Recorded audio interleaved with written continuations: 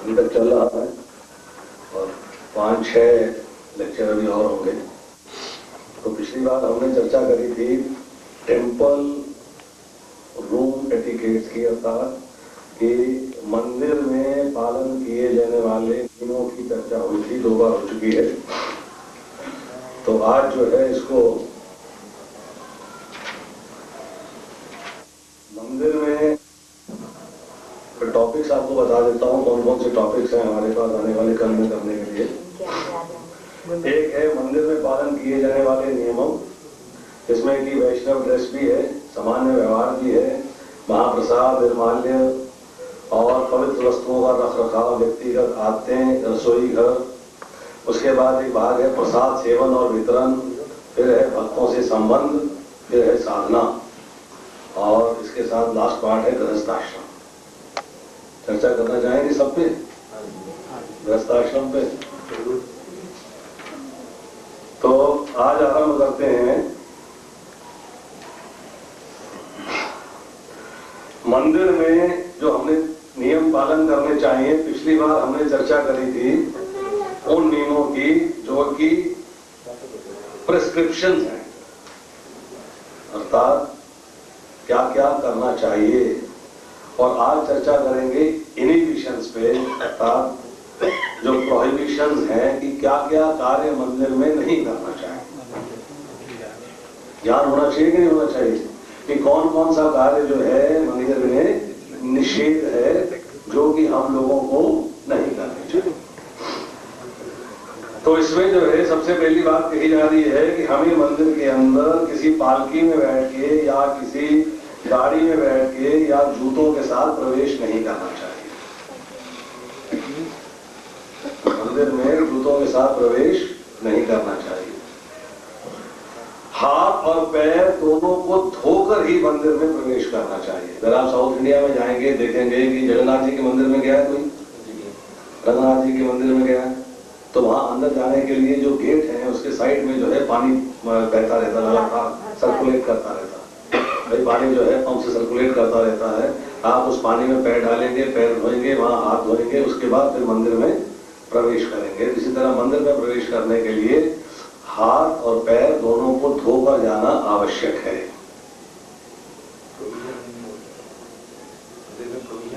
मंदिर में प्रोविजन है, आप जहां जूते उतारेंगे वहां नल लगे हुए हैं, अब ध्यान दीजिए दोनों तरफ। ये हम नहीं, जो मैंने देखा है, एक भक्त को नाम नहीं लूंगा, वो आए ऑफिस से, गरुड़ स्तंभ के पास जूते उतारे, बिना हाथ धोए जूतों वाले हाथों के साथ जुराबें पहन के मंदिर में प्रवेश कर गए। तो टेक्निकली हमको जो नियम है उनका ज्ञान होना चाहिए और उन नियमों का हमको पालन करना चाहिए। There is no shortcut. भगवान के यहाँ जाने के लिए प्रभुपाद जी ने हमको लिफ्ट लगा के दी है, पर हम लिफ्ट से भी ऊपर जाने का प्रयास करते हैं कि जो हमें परंपरा से लिफ्ट मिली है कम से कम उसी तक अपने आप को नियमित करें। सीढ़ी से लिफ्ट पे ले आए, हम तो उड़ना चाहते हैं, लिफ्ट नहीं, हम उड़ना चाहते हैं, तो वो जरा तरीका गलत है। उसके बाद अगर आपने कुछ खाया है तो तब भी आपको जो है हाथ और पैर धोए बगैर मंदिर में प्रवेश नहीं करना चाहिए। अगर आप कंटेमिनेटेड स्टेट के अंदर हैं, मतलब अगर घर में जो है कोई मृत्यु हो गई है और अशौच का पीरियड चल रहा है, जैसे कि कहा जाता है कि ब्राह्मणों के लिए जो है 10 दिन का होता है, क्षत्रियों के लिए 12 दिन का होता है, वैश्यों के लिए 15 दिन का होता है, शूद्रों के लिए 30 दिन का होता है। जैसे अशौच, जिसको सूतक कहते हैं हम भाषा के अंदर आप लोग, तो अशौच का जो पीरियड है उस दौरान के अंदर भी किसी को मंदिर में प्रवेश नहीं करना चाहिए। तो हमने देखा है, भक्त से बात हो रही थी 2-3 महीने पहले की बात है, बोले कहां से आ रहे हैं, तब किसी की डेथ हो गई थी, क्रिमेशन ग्राउंड गए थे, तो जाति पर सोचा दर्शन करने चला। मतलब कंटेमिनेटेड स्टेट में वो क्रिमेशन ग्राउंड से सीधा मंदिर के अंदर आए और दर्शन करने के लिए मंदिर में प्रवेश करते, तो गलत। मंदिर के अंदर आने के बाद आपको डीटी के आगे दंडवत प्रणाम करने से कभी गुरेज या परहेज नहीं करना चाहिए, हमेशा करना चाहिए। मंदिर में आए हैं तो प्रणाम करना ही। एक हाथ के साथ कभी दंडवत नहीं करना चाहिए। हम लोग करते हैं ना, एक हाथ से कर लेते हैं, एक हाथ ऐसे रख लेते हैं, ऐसे माला पकड़ लेते लेते हैं इस तरीके से, तो वो भी जो है गलत है। उसका तरीका ये बताया गया है कि हमें जो है तो माला को या तो यथास्थान रख दें, या माला को पीठ पे डाल दें, या माला को दोनों हाथों के ऊपर डाल लें इस तरीके से, जिस तरीके से माला आपकी जो है वो जमीन को नहीं छुए, परंतु दोनों हाथ जो है धरती के ऊपर इस तरीके से होने चाहिए और आपको प्रणाम करना चाहिए।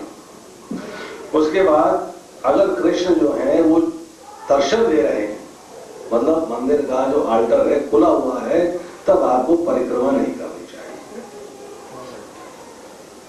3 बार परिक्रमा करते हैं ना, तो परिक्रमा नहीं करनी चाहिए। दर्शन बंद होने पे आपको जो है, सॉरी, दर्शन बंद होने पे आपको परिक्रमा नहीं करनी चाहिए। दर्शन खुले होने पे परिक्रमा कर सकते हैं, पर दर्शन बंद होने पे परिक्रमा नहीं करनी चाहिए। और राइट हैंड साइड से नहीं करनी चाहिए, मतलब एंटी क्लॉकवाइज नहीं करनी चाहिए, क्लॉकवाइज करनी चाहिए, लेफ्ट साइड से करनी चाहिए। मंदिर में जब आल्टर के आगे बैठे हुए हैं तो लातों को खोल के नहीं बैठना, टांगे आपने ऐसे आगे को खोल दी, रिलैक्स कर ले थोड़ा सा, तो वो भी जो है आपको बोलना नहीं है। मैंने पिछली बार ही बताया था, घुटनों को नहीं पकड़ना है, टखनों को नहीं पकड़ना है, अपने हाथों से पकड़ के नहीं बैठना है। पीठी के आगे लेटना नहीं, पीछे जो टेक लगा ऐसा नहीं, मतलब पीठी के आगे आपको जो है लेटना नहीं है, और आपको पीठी के आगे अपनी पीठ करके नहीं बैठना। मंदिर में आल्टर खुला होता है, आपको वहां पे जो प्रसाद मिलता है, चरणामृत मिलता है, उसको भी मंदिर के हॉल में ग्रहण नहीं करना, बाहर जाके उसको ग्रहण करिए। पीठी के आगे ज्यादा बोलना नहीं है, बहुत जोर से बोलना नहीं है, दूसरों से बातें नहीं करनी है, क्राई नहीं करना है, हाउल नहीं करना है, किसी पे गुस्सा नहीं करना है, किसी से लड़ाई नहीं करनी है, किसी को डांटना नहीं है, और किसी से जोर से नहीं बोलना है, जैसे उसको लगे कि बहुत हार्श वर्ड्स इस्तेमाल हो रहे हैं। और जब जो है आरती चल रही है, जब वहां पे लेक्चर चल रहा है, कीर्तन चल रहा है, तब आपको जो है साइलेंस ब्रेक नहीं करनी है, आपस में बातें नहीं करनी है। इन बातों का ख्याल रखना। डीटी जब दर्शन दे रही है, उस वक्त किसी भी भिखारी को आपने उसके सामने दान नहीं देना। किसी से मांगा और आपने कुछ दे दिया तो नहीं। फर का ब्लैंकेट या फर का जो कोट होता है, उसको डीटी के सामने नहीं पहनना, इट्स नॉट अलाउड। जब डीटी दर्शन दे रही होती है, तो उस वक्त किसी भी वैष्णव को आपने दंडवत नहीं करना है, सिर्फ हरे कृष्णा कह के उनको सम्मान देना, उनको प्रणाम करना। अपनी तारीफ नहीं करनी है, दर्शन खुले हुए हों, भगवान के आगे जो है अपनी तारीफ करने नहीं बैठ जाना है, ना अपना अपनी महिमा का गुणगान नहीं करना, किसी दूसरे की महिमा का गुणगान नहीं करना है, और दूसरे के सामने जो है आपने बढ़ चढ़ के बातें नहीं करनी है। मंदिर में दर्शन जब खुले होंगे तो कोई किसी के सामने इल नेम्स भी नहीं लेने, मतलब कोई अपशब्द नहीं इस्तेमाल करने हैं, किसी को गाली गलौच नहीं करना है। जब दर्शन खुले होंगे तब आपको हवा नहीं निकालनी, it not pass your air, try करें बाहर जाके बनाए। डेमीगॉड्स अर्थात देवताओं का भी अनादर जो है, जब भगवान दर्शन दे रहे हो तो देवताओं का भी अनादर नहीं करना है। टेम्पल रूम के अंदर सोना नहीं है, अंधेरे कमरे के अंदर जो है डीटी को टच नहीं करना है, और जब भी आपने जो है आल्टर के अंदर जाना है, जो आल्टर में जाते हैं, गर्भगृह में जाके सेवा करते हैं, उनको जो है मंदिर के अंदर घंटा बजा के जाना चाहिए, और जो बाहर से भी मंदिर के अंदर आते हैं घंटा बजा के आवाज करके मंदिर के अंदर आना चाहिए। परंतु कई बार देखते हैं घंटा बजाने से डिस्टर्बेंस होती है, जब लेक्चर चल रहा होता है तो आप हल्का सा टच करा सकते हैं, बिल्कुल मामूली सा, बिना आवाज किए, जस्ट साइन कि यस मैं मंदिर में प्रवेश कर रहा हूं। जिन फूलों के अंदर खुशबू नहीं हो, उन फूलों को भगवान को अर्पित नहीं करना चाहिए। खुशबूदार फूल ही भगवान को अर्पित होने चाहिए। और जब आप भगवान को अगरबत्ती अर्पित करते हैं, उस वक्त साथ में जो है आपको फूल भी अर्पित करने चाहिए। ऐसा नहीं अगरबत्ती बिना फूल के अर्पित करते, मतलब अगरबत्ती को अर्पित करने के साथ साथ फूलों को अर्पित करना भी आवश्यक है। अब इसके बाद आती है कि जैसे मैंने पहले बता दिया, डेड बॉडी देखने के बाद या क्रिमेशन ग्राउंड से होके आपको जो है मंदिर के अंदर प्रवेश नहीं करना चाहिए। ऐसे ही अगर किसी ने सहवास किया है पति ने पत्नी के साथ या पति पति के साथ, तो भी मंदिर में प्रवेश नहीं करना चाहिए, नहाने के बाद ही मंदिर में आना चाहिए। फिर कहते हैं कि अगर आपने लाल रंग के या गहरे ब्लू रंग के गारमेंट है या ऐसे गारमेंट है जो आपने वॉश नहीं किए हुए हैं, उनको पहन के भी मंदिर में प्रवेश नहीं करना चाहिए।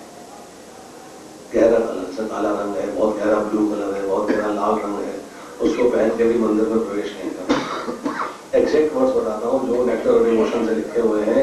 One should not enter the temple wearing garments of red और ब्लू कलर और garments which are not washed. अब red and blue only, dark colours red blue and black. और आपको जो है डीटी के सामने डकार नहीं मारने चाहिए, बेल्च नहीं करना चाहिए। ये बड़ी स्ट्रिक्ट रिस्ट्रिक्शंस है, हो नहीं पाता है, आई डू एग्री, परंतु जहां तक हो सके, जहां तक संभव हो, इसका प्रयास करना चाहिए। सुपारी या पान का प्रयोग नहीं करना चाहिए किसी भी कीमत पर। प्रभु जी जैसे शमशान भूमि में तो लोग निवेशन कीर्तन बाहर ही चले जाते हैं, उसके अंदर ही बना रहता है मंदिर। गलत है, मंदिर उसके अंदर ही बना होता है। डेड बॉडी को भी ले जाते हैं मंदिर में पहले। वो देखिए डेड बॉडी को प्रणाम करा दिया, बाहरी दूर दूर से जो ट्रेडिशन बने हुए हैं बने रहे। जो वैष्णव हैं उनको मंदिर के अंदर जाने से पहले स्नान करना आवश्यक है। दे शुड टेक बात। नेक्टर ऑफ डिवोशन और वराह पुराण, इसमें आप पढ़ लीजिएगा, क्लियर कट इंस्ट्रक्शंस दिया हुआ है। नेक्टर ऑफ डिवोशन में चैप्टर 6 और चैप्टर 8 के अंदर सारी बातें डिस्कस करेंगे। आप घर जाइएगा, भक्ति सामृत सिंधु खोलिए और पढ़ लीजिए, वराह पुराण खोलिए और पढ़ लीजिए। जब तक आपने स्नान को पूर्ण नहीं कर लिया है तब तक आप जो है डीटी को टच नहीं करेंगे। अगर फूल जो है किसी गंदे बर्तन में रखा हुआ है, गंदे फ्लावर पॉट में रखा हुआ है, उस फूल को भी आप भगवान को अर्पित नहीं करेंगे। किसी नॉन वैष्णव ने अगर जो है भोग बनाया है, खाना बनाया है, उस खाने को भोग के रूप में भगवान को अर्पित नहीं करेंगे।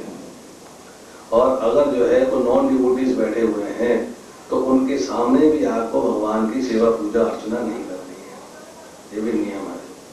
हम लोग तो प्रभुपाद ने इतनी लिबर्टी दे दी है, मंदिर में कोई भी आ रहा है, डिवोटी है नॉन डिवोटी है, तो पुजारी करते रहते हैं। ये लिबर्टी है, ये बोनस है हम लोगों के लिए। पर टेक्निकली और ऑन भक्ति grounds, on scripture grounds, scriptures के अंदर जो है इस चीज को बैन किया गया है। It should not be done. Non Vaishnav means के जब भोग नहीं करना चाहिए। नॉन वैष्णव कौन हुए? जो नॉन वैष्णव है जिन्होंने कि हरि नाम नहीं लिया है, जो लेता जिसने जो हरि नाम मतलब दीक्षा नहीं ली है। जो कृष्ण को मानते हैं, जो कृष्ण की उपासना करते हैं, वो उसको वैष्णव है, उसको दीक्षा से कोई मतलब नहीं कहते। ऐसा है, मैंने यहाँ पे वैष्णव की आपको परिभाषा दिया था, अब कंट्रोवर्सी में नहीं पड़े। कृष्ण की उपासना करने के तरीके हैं, उस पर जब चर्चा करेंगे तब आपको दोबारा से बताएंगे कि वैष्णव की परिभाषा क्या है। वर्ड्स को जगलरी मत करिएगा, वर्ड्स जगलरी नहीं। कृष्ण की उपासना करनी है तो कैसे करनी है, this is important. Bhagavad Gita में भगवान कहते हैं कि जो कुछ मृत्यु खाता है उसको अर्पण करके खा। और उधर आप कहते हैं कि वैष्णव ने नहीं बनाया वो न ये अर्पण करो, तो ये दोनों चीजें ऐसी हो जाएंगी कि अब क्या करें और क्या ना करें।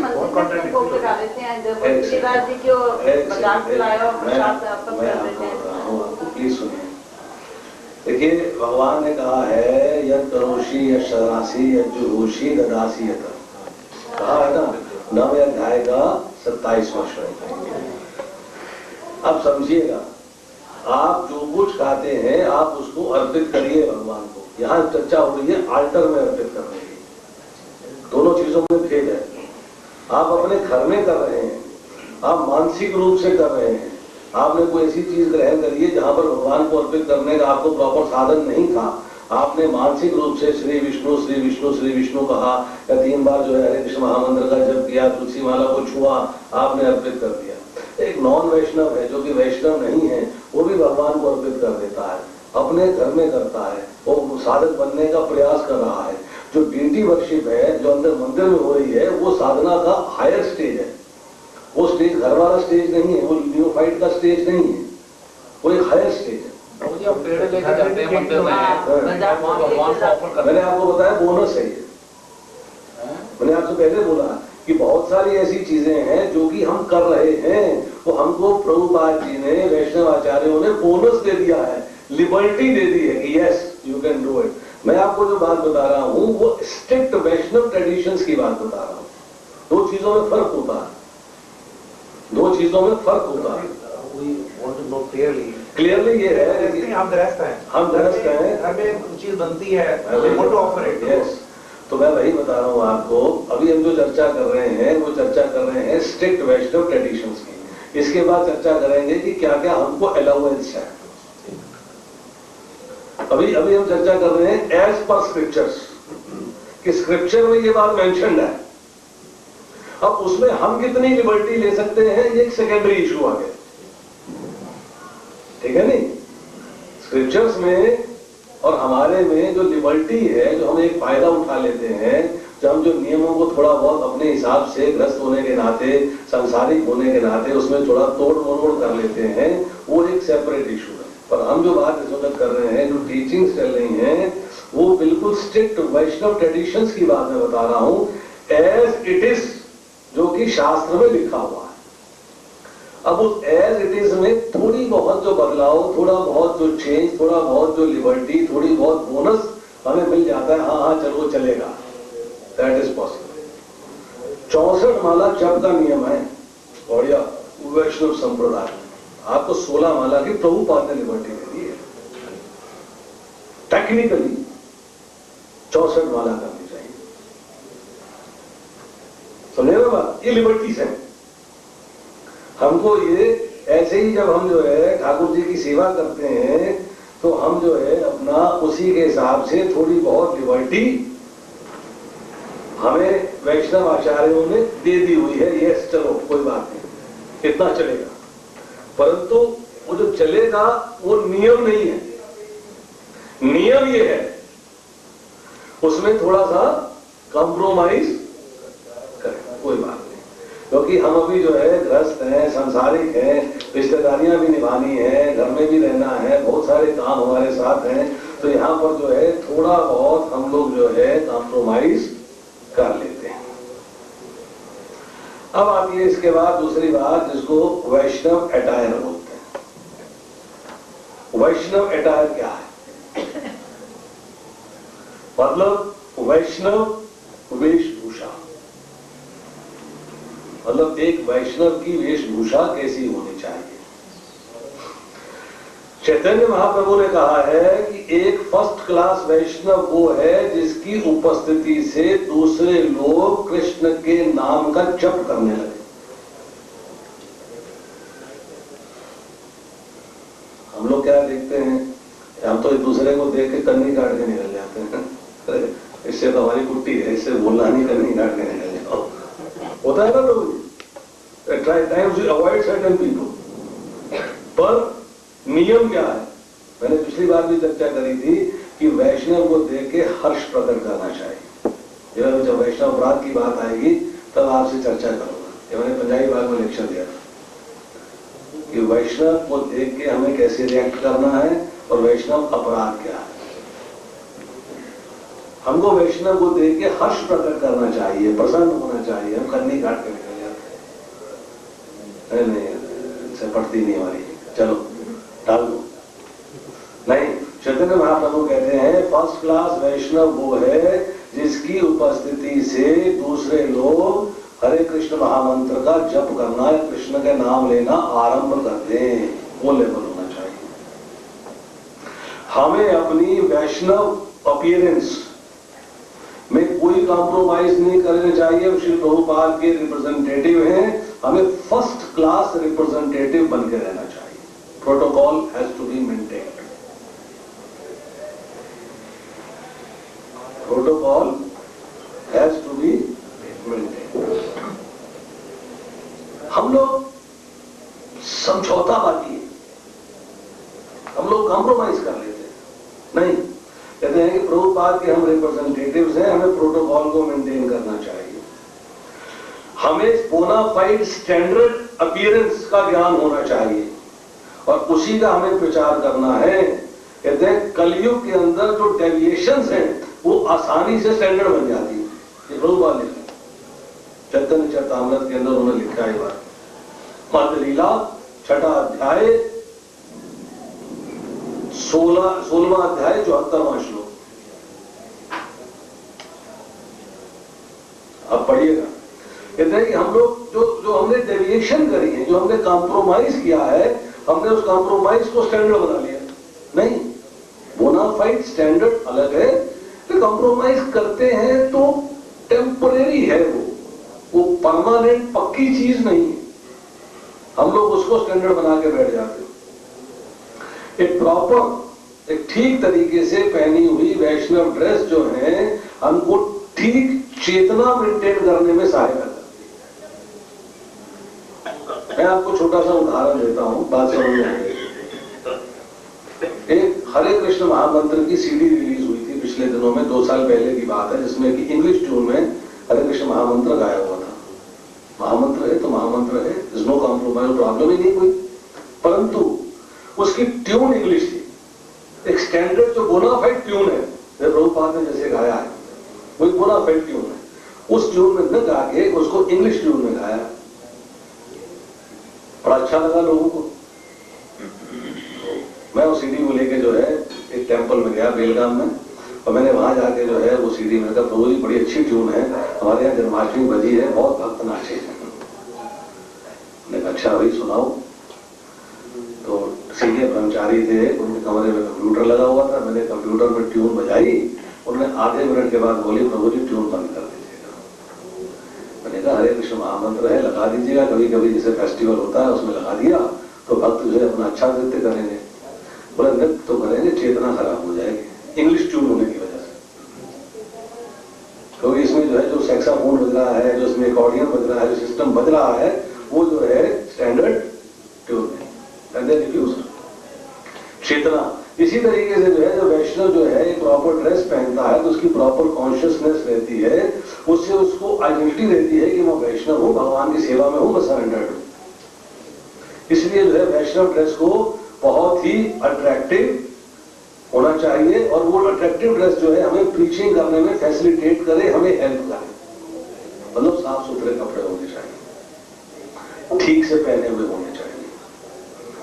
और फिर लिखते हैं कि जब हम किसी को देखते हैं तो सबसे पहले हमारी आंखों के रास्ते जो स्टिमुलस अंदर जाता है वो एक इंप्रेशन क्रिएट करता है। यहां प्रभुपाद वर्ड्स यूज कर रहे हैं, the first impression which is most often formed from visual stimuli is the most long standing. जो हम आंखों के रास्ते उसका एक व्यू ले लेते हैं, उसकी एक पिक्चर ले लेते हैं, इसे कहते हैं first impression is the last impression. तो वो लॉन्ग लास्टिंग हो जाता है, लंबे अरसे तक रहता है।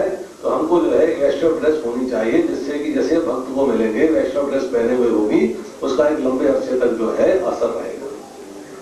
और बोले हैं कि जब कोई किसी वैष्णव को देखता है तो बद्ध जीव जो है वो उसकी चेतना शुद्ध होनी शुरू हो जाती है। अब चैतन्य महाप्रभु जो है मॉर्निंग के नित्य कर्म के बारे में बता रहे हैं वैष्णव के। ये वैष्णव अटायर का पाठ है। दंता धावना स्नाना संध्यादि वंदना गुरु सेवा ऊर्ध्व पुंड्र चक्रादि धारणा।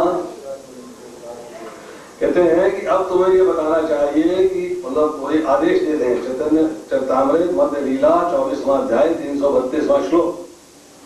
कहते हैं कि मॉर्निंग के अंदर व्यक्ति को जो है दातुन ब्रश है, दातुन करनी चाहिए, स्नान करना चाहिए, भगवान को प्रेयर्स ऑफर करनी चाहिए, और गुरु को वंदना करनी चाहिए, दंडवत करना चाहिए।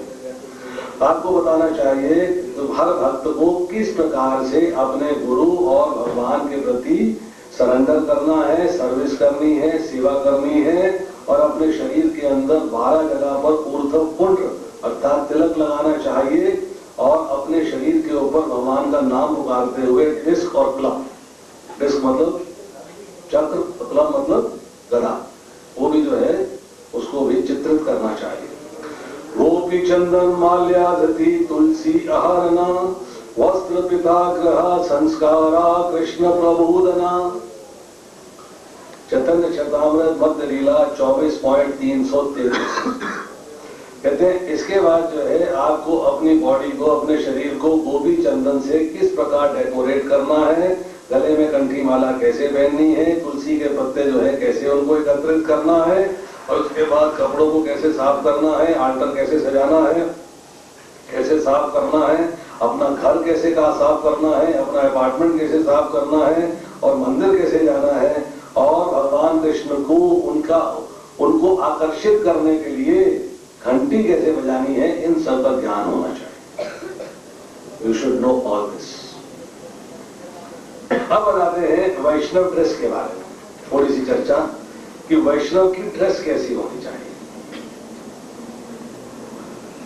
कहते हैं कर्मीज जो है अपना प्रोफेशन बार बार बदल देते हैं, जो कार्य करते हैं उसको बार बार बदलते रहते हैं, पर जो कृष्ण भावनामृत में व्यक्ति है, जो भक्त है, वो अपने प्रोफेशन को नहीं बदलता। उसका प्रोफेशन क्या है? क्या है प्रोफेशन? कृष्ण को आकर्षित करना। कैसे? जप करने से, सिंपल लाइफ लेने से, और डेली फैशन चेंज करने से नहीं। रोज फैशन चेंज हो रहा है उसमें नहीं।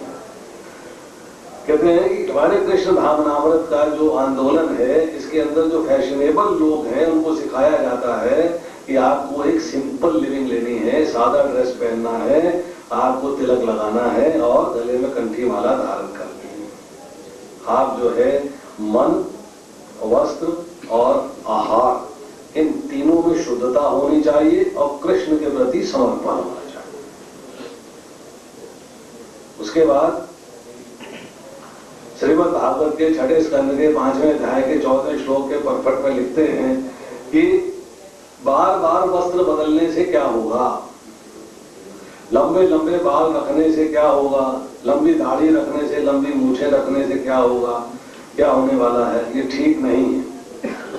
किसी व्यक्ति को इन सब कामों में करने के लिए समय व्यर्थ नहीं करना चाहिए। ये बालों को संवारने में समय बिताए जा रहे हैं, दाढ़ी को संवारने में समय बिताया जा रहा है, फ्रेंच कट रख ली है, कभी यहाँ से ज्यादा कट गई, यहाँ से कम कट गई, तो उसको सेट किया जा रहा है। ये सारा जो है समय को व्यर्थ करना है। व्यक्ति को कृष्णा कॉन्शियसनेस में फिक्स होना चाहिए और भक्ति के मार्ग पर आरूढ़ होना चाहिए। उसमें जो है वैष्णव ड्रेस जो है उसका बहुत ही इंपॉर्टेंस है। A proper Vaishnav attire, no compromise in our Vaishnav appearance. तो हमारा एक वैष्णव दिखते हैं हम लोग, उसमें कोई कॉम्प्रोमाइज नहीं होना चाहिए। हम जो है श्री प्रभुपाद के रिप्रेजेंटेटिव हैं, हमको एक बोनाफाइड स्टैंडर्ड ऑफ अपीयरेंस रखना चाहिए, उसको मेंटेन करना चाहिए और प्रीच करना चाहिए। अब लिखते हैं कि वैष्णव की तरह क्यों ड्रेस पहनी जाए। व्हाइट ड्रेस लाइक ए वैष्णव, किस लिए? कहते हैं कि कर्मी के मुकाबले में वैष्णव जो है वो जब ड्रेस पहनता है तो लोग कृष्ण को याद करना शुरू कर देते हैं। कृष्ण का रिमेम्बरेंस होता है ड्रेस पहनने से। कहीं भी हम जाते हैं, मुझे याद है अच्छे तरीके से, और एक वृंदावन चंद्र प्रभु हैं जो जयपुर में आजकल, तो उनकी पत्नी को कुछ प्रॉब्लम हो गया, तो हमने उनको एक टेस्ट लिख के दिए।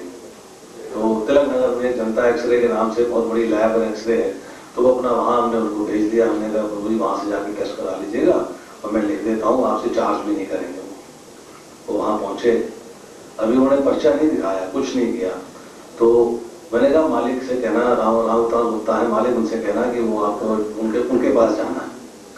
तो जैसे ही वो अंदर गए तो जो रिसेप्शनिस्ट बैठी हुई थी, आप हरे कृष्णा मंदिर से आए हैं? रामता गुप्ता जो है हमारे मेंबर हैं, अच्छे अच्छे डोनर भी हैं, तो इसका संतनगर में आते हैं।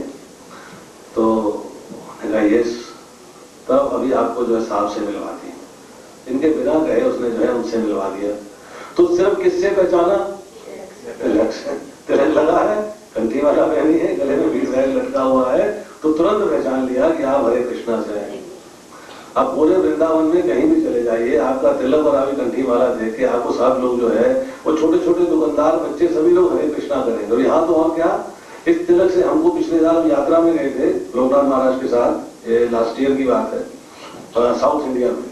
तो आदि केशव टेम्पल है केरल में, गुरुवायूर टेम्पल से भी आगे, जहां से कि चैतन्य महाप्रभु को ब्रह्म संहिता प्राप्त हुई थी। उस मंदिर में हम गए तो वहां पे एक भक्त आप हरे कृष्णा वाले हैं? मैंने कहा ये कहाँ से आए प्रभु जी? उनका दिल्ली से।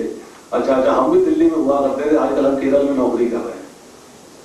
मतलब आपके तिलक से और आपकी माला से आपको फट पहचानते हैं कि आप हरे कृष्णा वाले। तो कृष्ण का नाम उनके मुख से ऑटोमेटिकली निकल जाता है। ये जो है भक्त की पहचान है। कहते हैं कि बहुत सारे असुर इस संसार में आज की तारीख में रह रहे हैं, परंतु जब किसी वैष्णव को देखते हैं, खास तौर पे जिसने भगवा वस्त्र पहने हों और उसके गले के अंदर माला हो, तिलक पहन रखा हो, तो जो डेमोनिक जो असुर हैं वो इरिटेट हो जाते हैं, उनको क्रोध आने लगता है। वो जो है वैष्णव को क्रिटिसाइज करने लगते हैं और बार बार उनको हरे कृष्णा कह के चिढ़ाने लगते हैं। परंतु इसी बहाने जो है उनके मुख से जोकिंगली, मतलब मजाक में या गुस्से के अंदर इरिटेशन होने के नाते भी भगवान के नाम का उच्चारण हो जाता है। तो वैष्णव ड्रेस का कमाल है।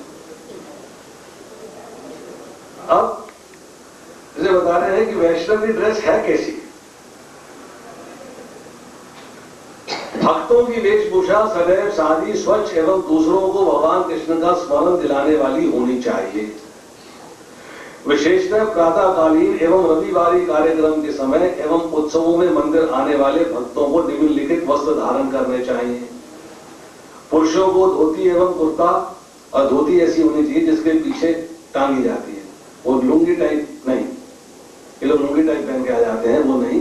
धोती ऐसी होनी चाहिए जिसमें पीछे, उसको कैश बोलते हैं, कैच जो है वो पीछे टंगा होना चाहिए। और स्त्रियां जो है साड़ियां पहन के आए और पुरुषों की उपस्थिति में सदा सिर को ढक के रखें। सिर्फ दो लोगों के सामने सिर का ढकना छोड़ा जा सकता है, एक पति और दूसरा पुत्र, उनके आगे लिबर्टी है, बाकी नहीं तो स्त्रियों को सर को ढक के रखना चाहिए। कितनी माताओं ने ढका हुआ तो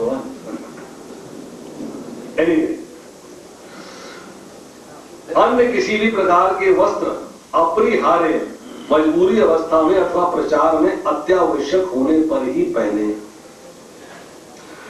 टी शर्ट, लोग टी शर्ट पहनते हैं, टी शर्ट पहनते हैं ना, पहनते हैं। टी शर्ट के ऊपर सांसारिक चित्र नहीं होने चाहिए। मैडोना बना दी, ब्रिटेनी स्पीयर्स, भूत बना दिए, डायमंड बना दिए, राक्षस बना दिए हैं, लंबे लंबे ड्रैगन बना दिया चाइना वाला। मतलब टी शर्ट के ऊपर ऐसे जो है डिजाइन, ऐसी फोटो नहीं होनी चाहिए।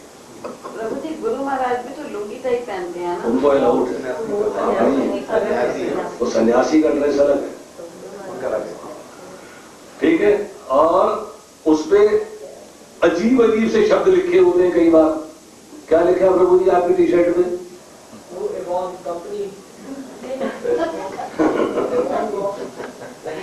गेट लॉस्ट लिखा होता है, गेट लॉस्ट। मतलब ऐसे ऐसे शब्द हैं कि पढ़ पढ़ के हंसी आती है। नहीं, हरे कृष्ण महामंत्र हो, जगन्नाथ जी की जय हो, मतलब इस तरह के जो शब्द हो तो टी शर्ट्स हरे कृष्ण महामंत्र हो चलेगा। और कुर्ता भी जो है पुरुषों के लिए ट्रेडिशनल होना चाहिए। आजकल कई वो फैशनेबल कुर्ते आ गए हैं, फैशनेबल धोतियां आ गई हैं और जिप की तरह बांध लेते हैं। फिल्मों में दिखा दिया लोगों ने कैसे जिप की तरह धोती बांधी जाती है। रेडीमेड धोती ले आते हैं, आगे जिप लगाते हैं, उसको उधर जो बटन लगा देते हैं तो धोती पैंट की तरह बन गई, पैंट की तरह पहनी और धोती बन गई। वो नहीं, धोती मीन्स धोती। स्त्री एवं पुरुष दोनों की वेशभूषा सादी एवं स्वच्छ शुद्ध स्वरूप की हो। आधुनिक फैशन अथवा बहुमूल्य वस्त्र न पहने। आपके वस्त्र ठीक रीति अनुसार एवं सभ्य होने चाहिए। साड़ी के बारे में लिखा गया है ट्रेडिशनल होनी चाहिए, वेस्टर्न फैशन की नहीं होनी चाहिए। सुगंधित तेल, इत्र के फवारे, सेंट, परफ्यूम एवं अन्य श्रृंगार की अनावश्यक वस्तुओं का प्रयोग न करें। This is state. मंदिर में रहें अथवा मंदिर के बाहर, वैष्णव के लिए सादा रहना अत्यंत महत्वपूर्ण है। सभी कार्यक्रमों के समय विशेषता मंदिर के प्रातःकालीन एवं अन्य कार्यक्रमों के समय भी स्वच्छ कपड़े पहने, पिछले दिन के पहने हुए वस्त्र न पहने। जब आप श्रृंगार की बात करते हैं उसमें बहुत सारी बातें आ जाती हैं, इवन लिपस्टिक्स भी आती है। Not be done by vegetables, they have to avoid. Chaitanya Mahaprabhu कहते हैं वैष्णव का अर्थ है ऐसा व्यक्ति जिसे देखने मात्र से भगवान कृष्ण का स्मरण हो जाए। इसलिए एक वैष्णव की पहचान करवाने वाली निम्नलिखित बातों के प्रति भक्तों को अत्यंत जागरूक होना चाहिए। अब आइए तिलक की ही चर्चा हो पाएगी। तिलक को नेक्स्ट टाइम करें, काफी डिटेल है तिलक के बारे में। तिलक को नेक्स्ट टाइम करेंगे। आज बालों के बारे में चर्चा करते हैं। केश, बाल। पुरुष ब्रह्मचारी एवं सन्यासियों को सप्ताह में एक बार मुंडन करना चाहिए, सुव्यवस्थित शिखा रखनी चाहिए। स्वयं के व्यवसाय के अनुसार गृहस्थों को भी छोटे बाल एवं शिखा संभव हो तो रखनी चाहिए। अब शिखा की बात आ रही, शिखा कैसी होनी चाहिए और शिखा का अर्थ क्या है? शिखा का अर्थ क्या होगा?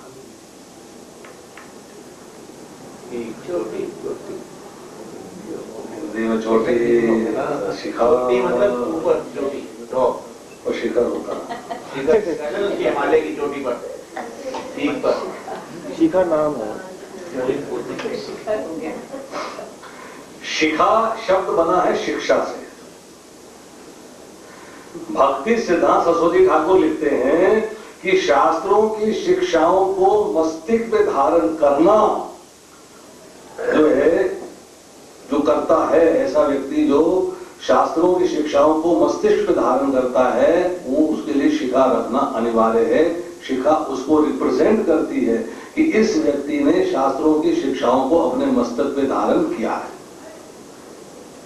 जिस व्यक्ति ने शिखा रखी है उसका गुरु के प्रति शरणागति का सूचक है। शिखा रखने वाले का अर्थ है कि आप गुरु के प्रति शरणागत हैं और आपने जो है वैष्णवों की, शास्त्रों की जो शिक्षाएं हैं, जो टीचिंग्स हैं, उसको अपने मस्तक पर धारण किया हुआ। ये वर्ड्स हैं भक्ति सिद्धांत सरस्वती ठाकुर के।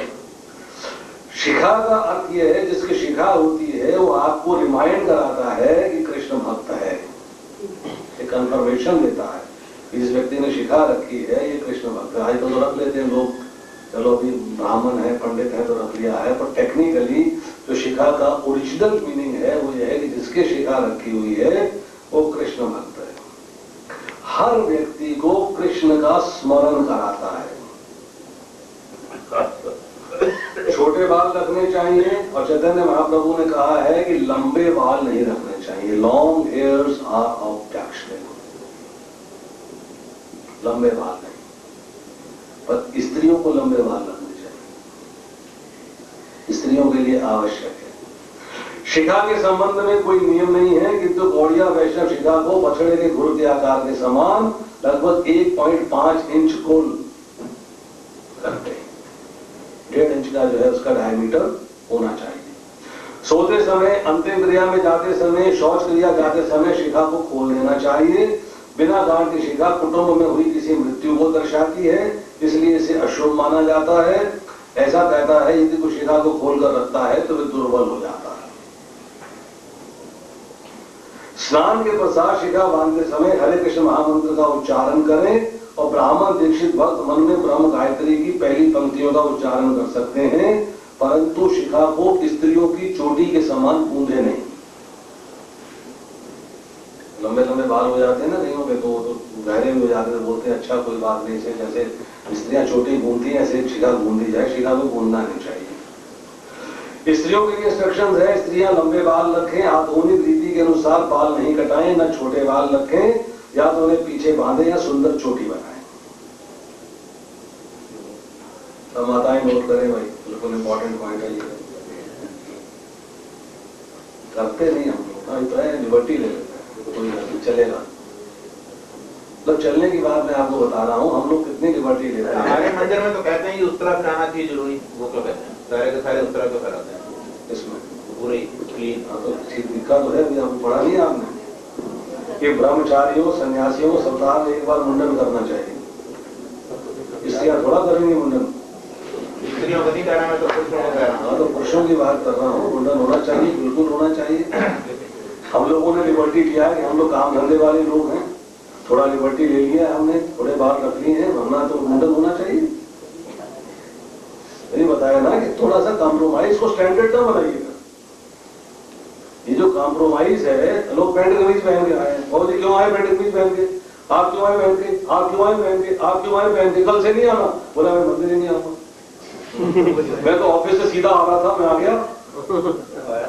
मैं तो दफ्तर से निकल रहा था, मैं तो कनॉट प्लेस काम पे जा रहा था, दर्शन करता चला जाऊं। मैं तो अपने रिश्तेदार के यहाँ जा रहा था, लाजपत नगर, रास्ते मंदिर बड़ा, मैंने कहा दर्शन करते चला जाऊं। मैं तो अंदर आया कैसे, सिक्योरिटी गार्ड खड़ा, पहले धोती बनाओ, आप रंगनाथ टेम्पल के अंदर नहीं जा सकते बिना धोती पहने हुए, जाके दिखा दीजिए। पद्मनाभन टेम्पल में नहीं जा सकते, आदि केशव टेम्पल में नहीं जा सकते। आदि केशव टेम्पल के अंदर हम बिल्कुल नए, हमें कोई नहीं जानता, वहां कोई पहचानता नहीं। दर्शन करने के लिए गए, पर्स निकलवा लिया, कैमरा निकलवा लिया, बनियान निकलवा दी, शर्ट कुर्ता निकलवा दिया। बोला भैया पर्स किसको दे दूंगा, ये माता बैठी उसको पकड़ा दो, नोट देने सफर में गए हुए, पैसे हैं, लाइसेंस है, दसियों चीजें हैं, कैमरा है, ये माता सबका सामान लेके भाग जाए, कहां लूटेंगे इसको। 20-25 भक्त हैं, बस से उतरे हैं, जो 5-6 बसें थी ना, तो एक बस लेट हो गई, बाकी सब पहले चले गए, हम लोग बाद में थे। तो वहां उतरे हैं जब, तो सब बसों वालों का सामान ले तो भाग गए। But this was honesty that she kept sitting. परंतु आप कुछ भी लेके अंदर नहीं जा सकते।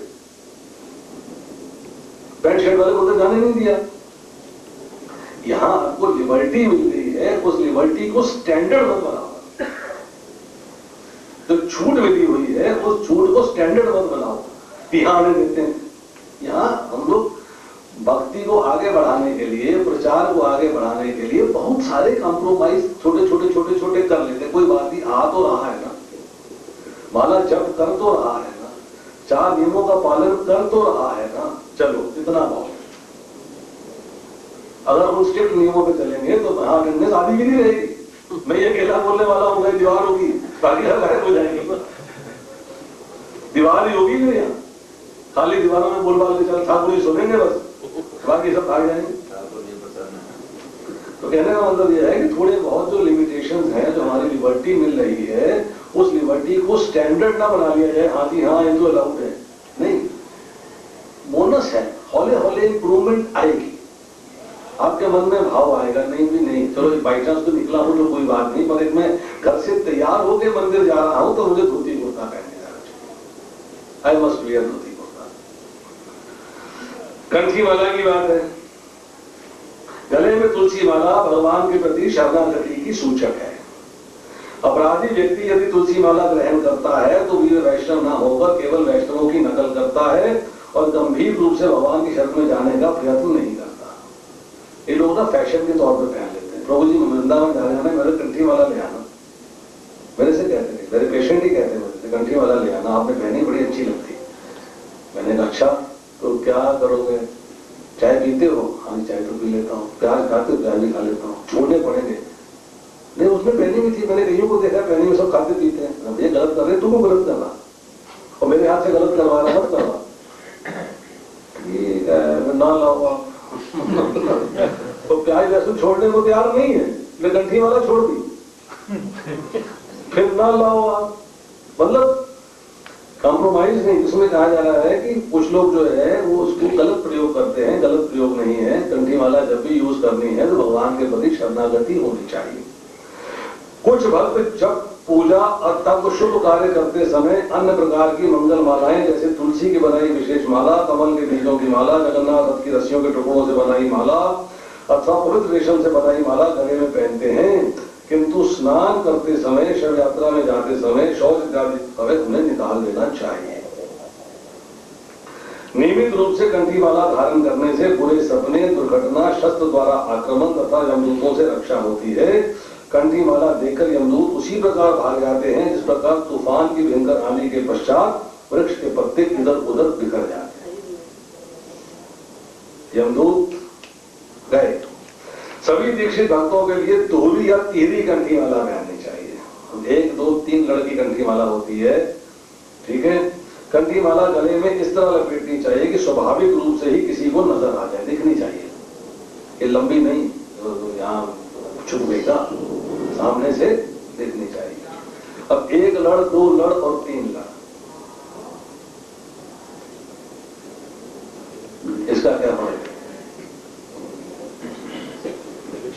दीक्षित लोगों का तो 3 लड़ है। दीक्षित लोगों के लिए 3 लड़ की माला, जिन्होंने दीक्षा नहीं ली है पर नियमों का पालन कर रहे हैं उनके लिए 2 लड़ की माला।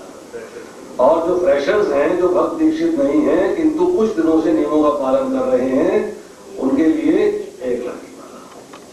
जो भक्त मूल वैधानिक नियम विशेष रूप से हरि नाम का जप, 4 नियमों का पालन नहीं कर रहे, उन्हें कंठी माला नहीं पहननी चाहिए। ऐसे नहीं फैशन, पहले बताया, नॉट एज फैशन। स्पष्ट शब्दों में कहें तो कंठी माला धारण करने के पश्चात लहसुन एवं प्याज का भी सेवन नहीं करना चाहिए। इसी प्रकार वैष्णवों को सब नए भक्तों का मार्गदर्शन करना चाहिए।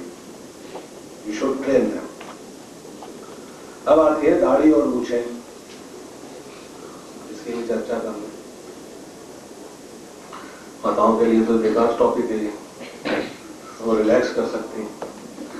जो भक्त दीक्षित है अथवा दीक्षा लेने की तैयारी में है, उन्हें दाढ़ी या मूछें नहीं रखनी चाहिए। कुछ वैष्णव लगभग 15 दिन में अथवा पूर्णिमा को मुंडन करते हैं एवं चतुर्मास्य के समय बिल्कुल मुंडन नहीं करते हैं। प्रचार की दृष्टि में विशेष तौर पर अन्य उचित कारणों के उपवाद के कारण नियमित रूप से मुंडन करना एक आदर्श है। प्रभुपाद जी ने दाढ़ी बढ़ाने के बारे में नहीं बोला, मूछें बढ़ाने के बारे में नहीं बोला। पिछली बार भी चर्चा करी थी, टू बी वॉच्ड। भक्तों को अधिक कीमती एवं चमकीले, सुनिए ध्यान से, माताएं कृपा करके क्षमा करें मेरे को, शब्द बड़े कठिन हैं, मैं अपनी तरफ से कुछ नहीं बोल रहा, जो बोल रहा हूं, जो लिखा है वही पढ़ रहा हूं। भक्तों को अधिक कीमती एवं चमकीले आभूषणों, महंगी एवं मनोहर घड़ियों इत्यादि का प्रयोग नहीं करना चाहिए, ठीक है। आवश्यक होने पर स्त्रियां सावधानी पूर्वक स्वाभाविक आभूषणों का वर्ण करें एवं पुरुष सोने की अंगूठी, जंजीर एवं अन्य आभूषणों का प्रयोग न करें। बड़ा सिलेक्टिव होना पड़ेगा। मैं देख रहा हूँ सारी उतार दी है। 10 अंगूठियां होती थी, 10 तो नहीं थी, 4 थी और उधर देने के लिए पहले अपने पे करना होता है। आज नहीं दे आज पूरा कर दिया तो आज जब पूरे आप चमड़े के वस्तुओं का निर्माण प्राणियों की हत्या एवं हिंसा के परिणाम स्वरूप होता है। ये जानते हुए जितना संभव हो सके उतना चमड़े की वस्तुओं का प्रयोग न करें। माताएं पर्स पे ध्यान दें। ये जो लेते हैं तो आपका नाम तो मैंने लिया ही नहीं, मैं तो जनरल बात कर रहा हूं। जब तक सेवा के कार्य में अत्यंत आवश्यक ना हो तब तक चमड़े की चप्पल एवं जूते का प्रयोग न करें। इसी प्रकार चमड़े से बने थैलों, पर्स, कवर, पट्टी, बेल्ट और घड़ी के पटों का भी प्रयोग न करें। अब आता है इसके बाद, से भी मैं चाहूंगा, घड़ी हम अपने पैसे से नहीं खरीदेंगे। कोई मंदिर में महाराज जी को 2 लाख रुपए की घड़ी देगा तो उनको नहीं पहननी चाहिए। ऐसा है, मेरे पुत्र ने मेरे को घड़ी ला के दी 15,000 की, मैं क्या उसको पहन तो नहीं मना? नहीं तो नहीं कहा पहन लीजिएगा। क्या किया जाए? पहनिए, पहले ठाकुर जी को पहनाइए, वेरीफाई तो होनी चाहिए ना। पहले ठाकुर जी को पहनाइए। हाँ, वो पहनाइए बस, उसके बाद पहन लीजिए। उसके घर में भी लेदर के डेकोरेशन पीसेस वगैरह के छोटे वो नहीं होने चाहिए। लेदर के पर्स होते हैं, बैग, स्कूल बैग, कोई नहीं डेकोरेशन पीसेस भी नहीं होने चाहिए।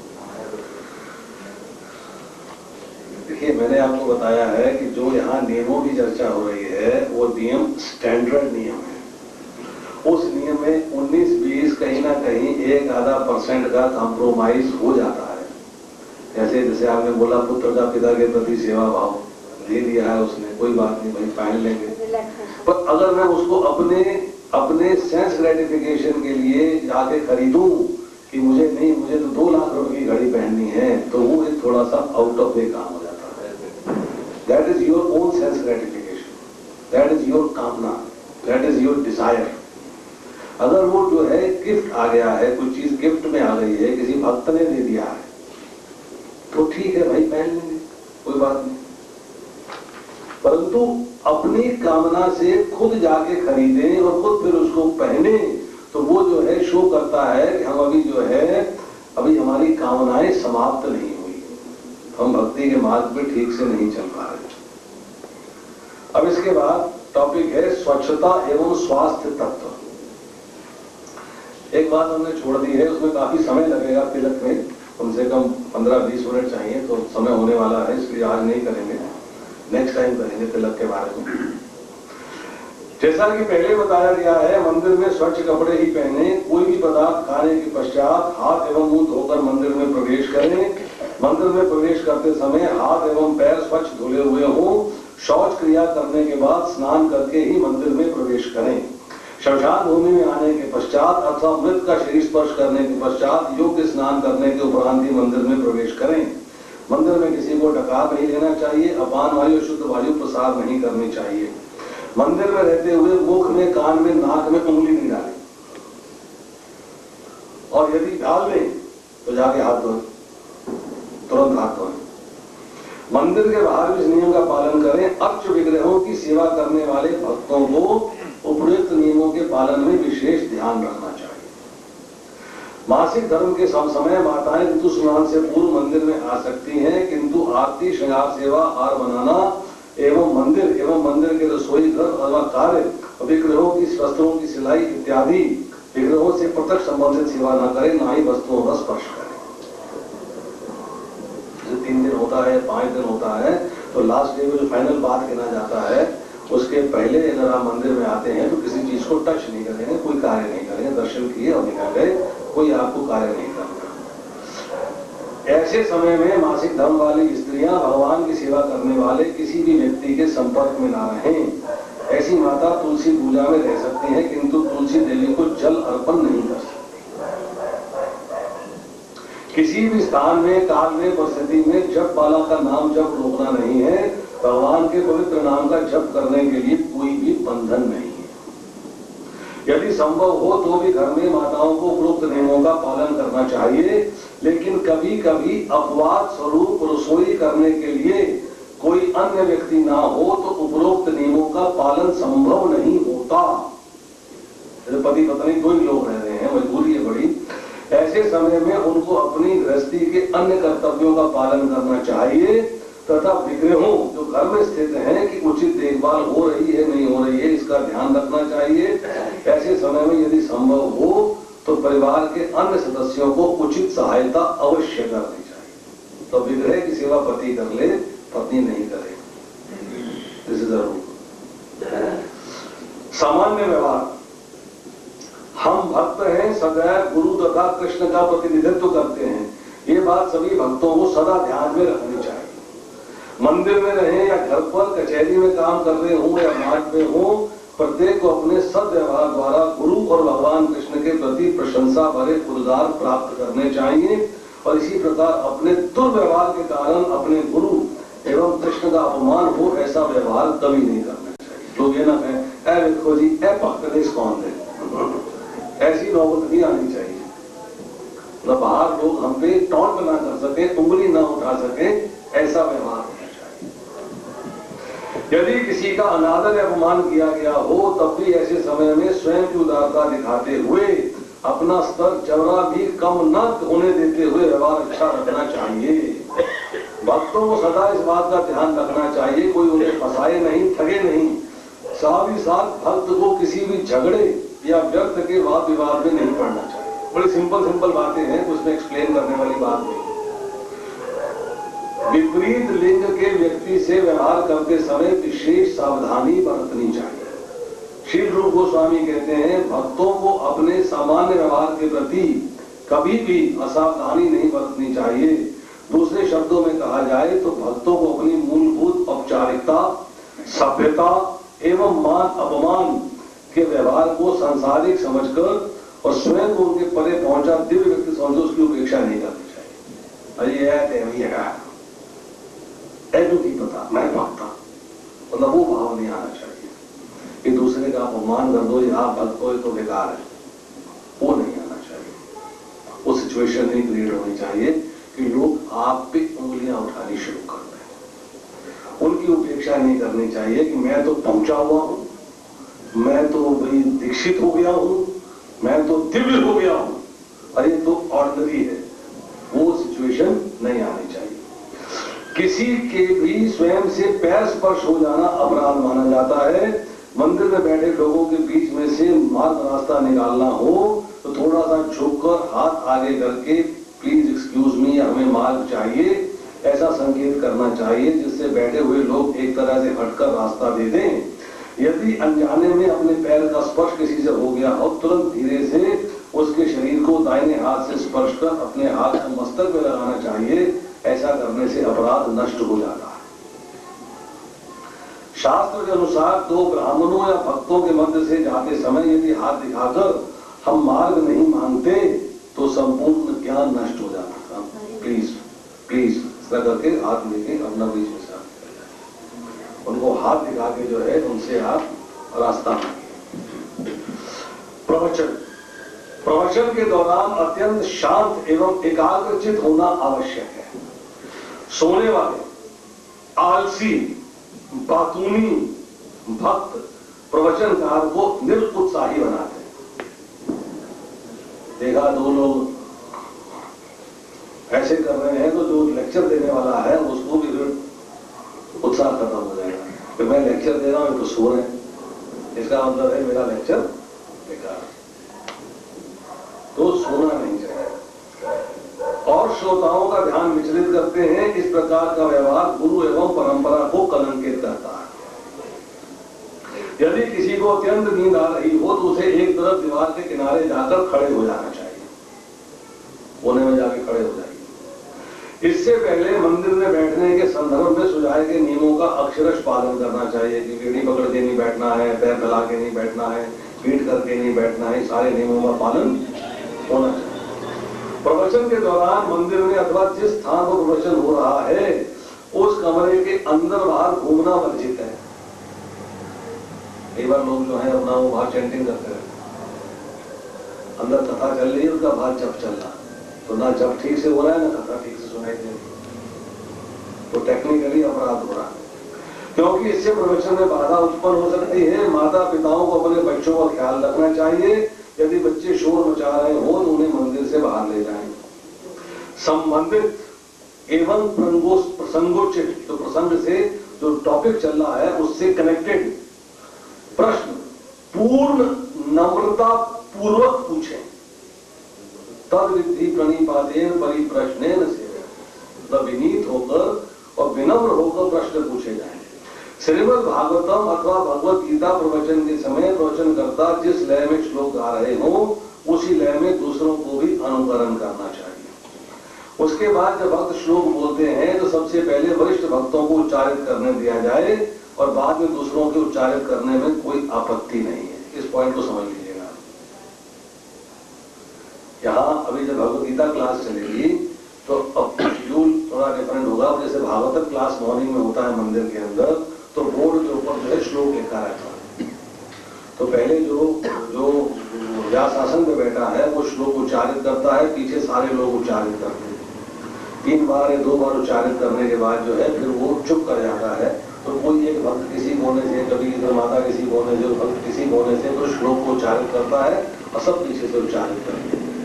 तो यहाँ पर जो है नियम बनाया गया है कि पहले जो सीनियर बैठा है उसको बोलने का मौका दिया जाए, उसके बाद कोई जूनियर भक्त है वो करे, उससे जूनियर है वो करे, उससे जूनियर है ये करे।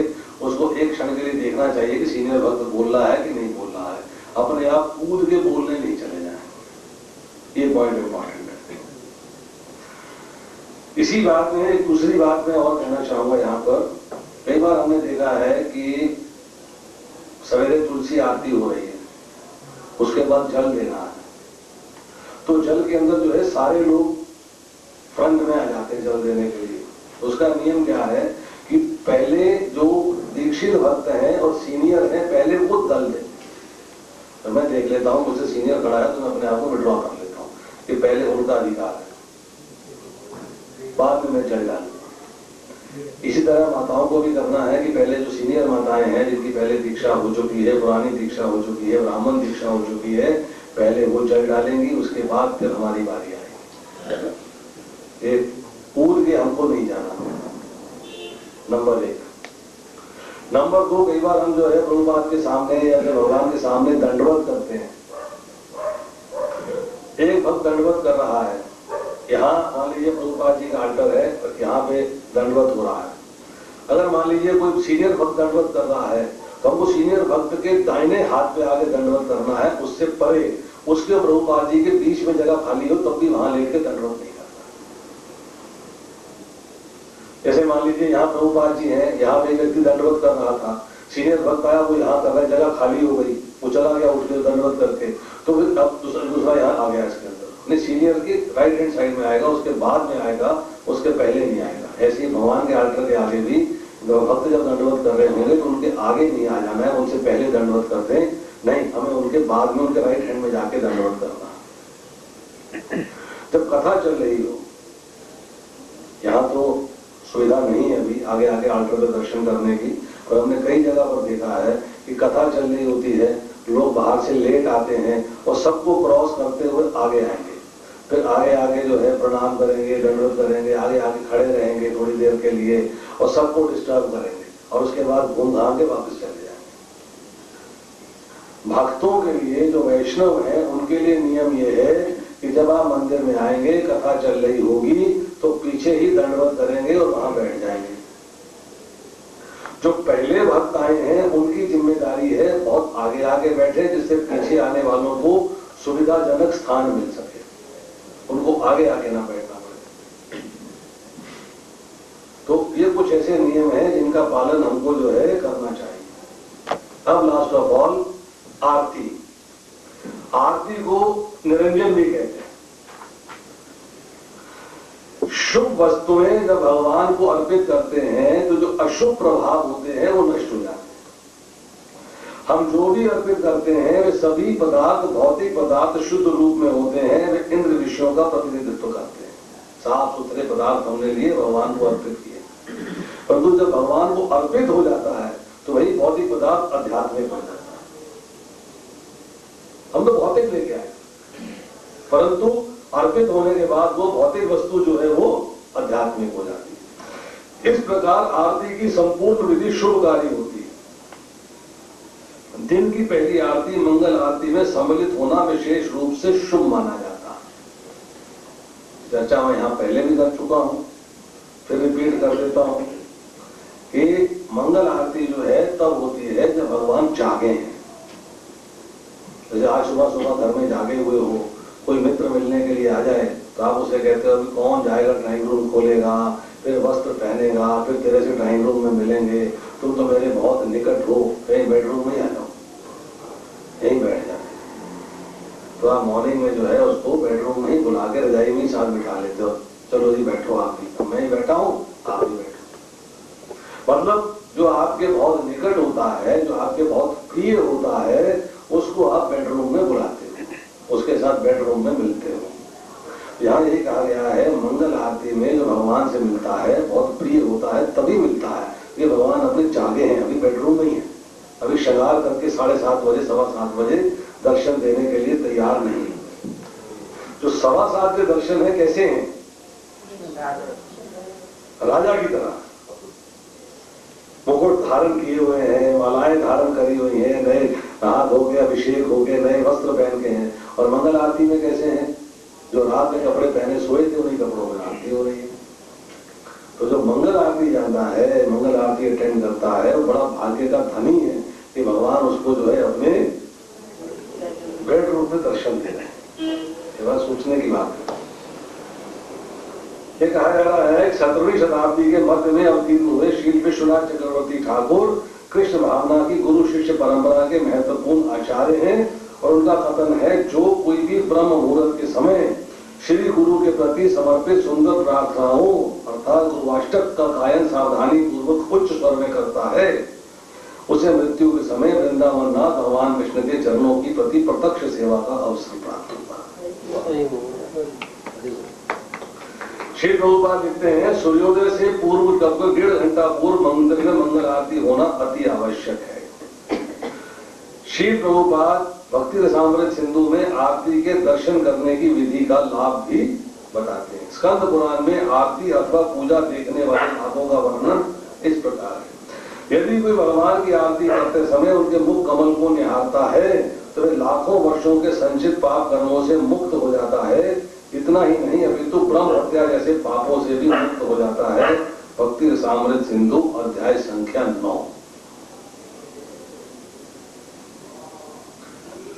महाप्रसाद एवं निर्माल्य स्वीकार करना, इसको करके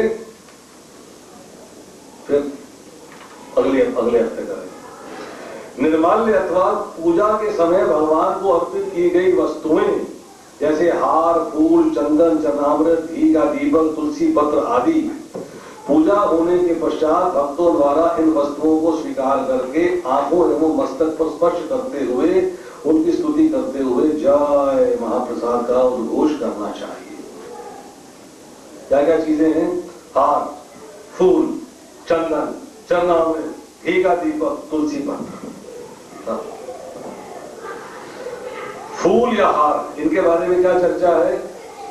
अर्थात निर्माल्य पर पैर रखकर या अथवा गंदे स्थान पर उसको फेंक कर उसका अपमान नहीं करना चाहिए। अब बोले घर में जो माला ले गए, ठाकुर जी ने माला, ठाकुर जी के चरणों की माला, गले की माला हमको मिल गई, या फूल चरणों में रखे थे वो मिल गए, उन फूलों का क्या करें, कहाँ फेंकें? कितने इकट्ठे हो जाएंगे? घर में रोज भगवान को चढ़ाते हैं, फूल माला पहनाते हैं, माला कहाँ फेंके, कहाँ जाके उसको? फिर do we throw? Jamuna ji में को डालने देता है, जो बड़े बोर्ड लगे हैं वहाँ पे, बड़े बैरिकेड लगे हैं।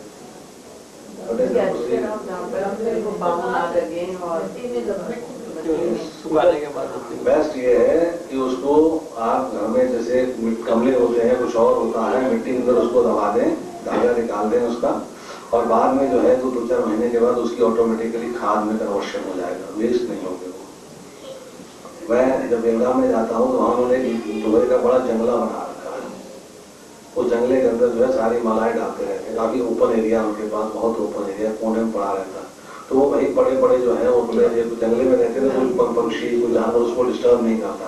तो वहाँ पे बड़े बड़े जब सूख जाते हैं, जब सूखने के बाद फिर उसको मिट्टी में दबा देते हैं और उसके बाद फिर उसको जो है खाद के तौर पर जो पार्क है मंदिर के पास उसमें इस्तेमाल करते हैं। निर्माल्य का आदर करने के पश्चात उन्हें एकत्रित करके नदी, तालाब या समुद्र में प्रवाहित कर दें। सुविधा हमारे पास यहाँ पर नहीं है, इसलिए मैंने आपको तरीका बता दिया। महाप्रसाद रूपी हार का मस्तक से स्पर्श करके गले में पहनकर अथवा सुगंध लेकर भक्त उसका आदर करते हैं। माला मिलती है तो गले में पहने, उसको जो है अपना सूंघे, उसको माथे पे लगाएं, आंखों पे लगाएं और उसका आदर करें। अब आपको चरणामृत मिलता है, उसका क्या करते हैं आप? जाने निकल गया आपसे। चरणामृत भगवान के अभिषेक के पश्चात सुगंधित जल का आदर पूर्वक सेवन करना चाहिए। चरणामृत का सेवन इतना प्रबल है कि जीव हत्या के समान लाखों पाप इससे नष्ट हो जाते हैं, परंतु यदि इसकी एक बूंद भी भूमि पर गिराई तो उसे 8 लाख अधिक बार पाप का परिणाम भोगना पड़ता है। ये हरि भक्ति विलास का कोड है, गिरना नहीं चाहिए। वेरी केयरफुली बाहर लेके जाइए और ले लीजिए। श्री राधा कृष्ण पादोदकम प्रेम भक्ति तुमला भक्ति भावेन विपित्वा शीर्षा धार्यामिहम्। यह जल श्री राधा कृष्ण के चरण कमलों से आया है, अतः ये हमें प्रेम भक्ति प्रदान करे। इस प्रकार आनंदित और भक्तिमय होकर इस चरणामृत का सेवन करके मैं इसे मस्तक पे धारण करता हूँ। पुजारी चरणामृत विस्तृत करते समय और भक्त चरणामृत ग्रहण करते समय एवं मस्तक पर लगाते समय उपरोक्त मंत्र का उच्चारण करें। चरणामृत, फूल, हार, तुलसी का पत्ता नीचे न गिराएं, इसलिए अपनी बाई हथेली को दाई हथेली के नीचे रखें, दोनों हाथ से लीजिए। भगवान के महाप्रसाद का आदर पूर्वक सेवन करें, किंतु विग्रहों के सामने उसे ग्रहण नहीं कर रहे। हाथों के हथेलियों में समा जाने योग्य महाप्रसाद अपवाद है। घी का दीपक कुछ पारंपरिक मंदिरों में दीपक को सर्वोत्तम पीछे स्थित गरुड़ जी के पास ले जाया जाता है।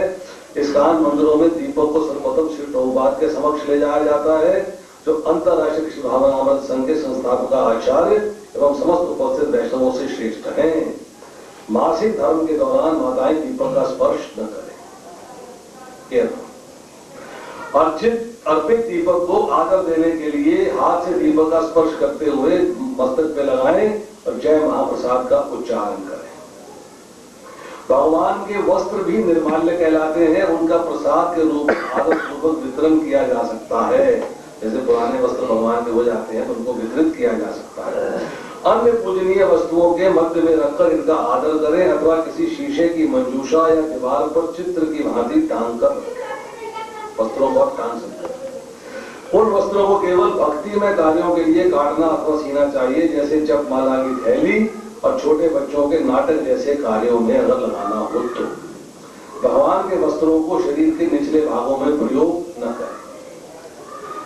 भारत के अधिकांश मंदिरों में देखा जाता है कि दर्शन आरती के पश्चात पुजारी थोड़ा सा प्रसाद गर्भगृह से बाहर आकर सभी भक्तों को बांटते हैं। कभी कभी प्रचार की दृष्टि से नए लोगों को प्रसाद बांटा जाता है। भक्त इस उच्चिष्ट को तुरंत स्वीकार करते हैं। यदि संभव हो तो भगवान के समक्ष न खाकर मंदिर से बाहर आकर खाएं। यथा संभव सूखे प्रसाद का वितरण करने का प्रयास करें, किंतु गीले रसिक प्रसाद के भूमि में गिरने की संभावना बनी रहती है। अब इसके बाद चर्चा चलेगी अन्य नियमों की, और प्लस एक जो है तिलक की विधि हमारी रह गई है। तिलक पे थोड़ा टाइम लगना है तो इसकी चर्चा करेंगे अगली बार। अन्य नियम है, बहुत सारे नियम है, कीर्तन है, नृत्य है, बोलना है, प्रचार करना है, रसोई घर में क्या नियम है, प्रसाद का सेवन और वितरण है, प्रसाद के बाद खाने पानी के नियम, भक्तों से संबंध, आध्यात्मिक गुरु से व्यवहार, वरिष्ठ वैष्णव से विधार, वैष्णव से प्रेम व्यवहार, माताओं स्त्रियों से व्यवहार, भक्तों से व्यवहार, उसके बाद साधना, और फिर लास्ट में है तपस्या और गृहस्थ आश्रम। यात्राएं करनी, यात्रा कैसे करनी है, बहुत सारी चीजें हैं। आस्ता आस्ता करेंगे तो मार्च तक समाप्त हो जाएगा। हरे कृष्णा, हरे कृष्णा। श्री प्रभुपाद की जय। श्री श्री गौर निताई भगवान की